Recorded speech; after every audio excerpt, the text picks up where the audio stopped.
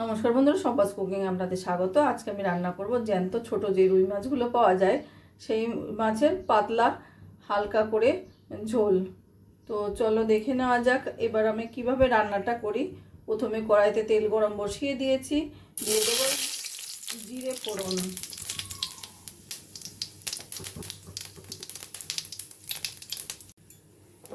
ফোড়নটা একটু সোনালি হলে দিয়ে দেবো আমি দুটো বড় সাইজের পেঁয়াজ পাতলা পাতলা করে কেটে নেওয়া। পেঁয়াজটা আমি একটু হালকা সোনালি করে ভেজে নেব।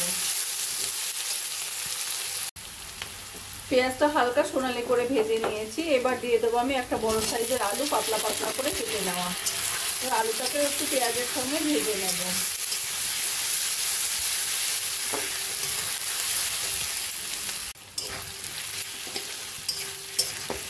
আলু দিয়েও আলুটাকে পেঁয়াজের সঙ্গে 2-3 মিনিট মতো ভেজে নিয়েছি। এবার দিয়ে দেবো আমি পরিমাণ মতো নুন, হলুদ,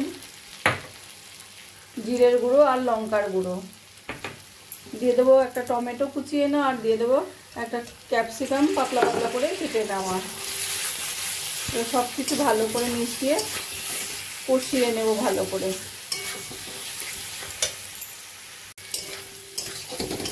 বন্ধুরা, আমার রান্নাটা যদি ভালো লাগে প্লিজ লাইক করবেন আর কমেন্ট করে জানাবেন কেমন লাগলো। আর আমার চ্যানেল যদি নতুন হয়ে থাকেন সাবস্ক্রাইব করবেন প্লিজ।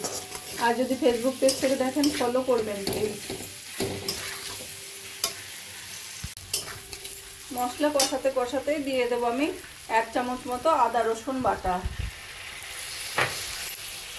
আদা রসুন বাটাটা ভালো করে মশলার সঙ্গে মিশিয়ে নেব।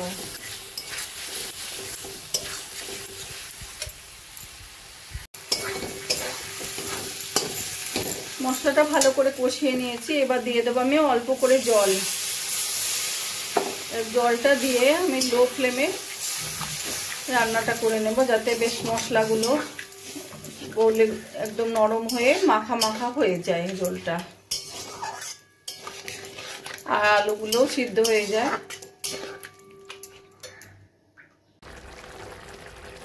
লো ফ্লেমে 5 মিনিট মতো রান্না করে নিয়েছি।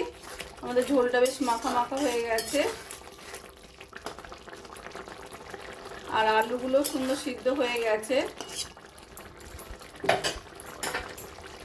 মাছ আমি অন্য কড়াইতে ভেজে নিয়েছি, মাছগুলো আর ভাজা দেখালাম না।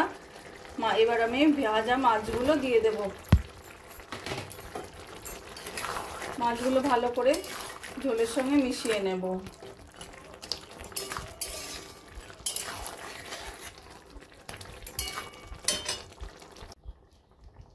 মাছগুলো ঝোলে দিয়ে ভালো করে ঝোলের সঙ্গে মিশিয়ে নিয়ে এবার লো ফ্লেমে আরও 3-4 মিনিট আমি রান্নাটা করে নেব, যাতে মাছটা ভিজে ঝোলের টেস্টটা হয়। মাছ দিয়ে 3-4 মিনিট মতো রান্না করে নিয়েছি। এবার দিয়ে দেবো আমি একটু ধনেপাতা আর 2টো চেরা কাঁচা লঙ্কা দিয়ে একটু নাড়াচাড়া করে গ্যাসটা আমি বন্ধ করে দেব।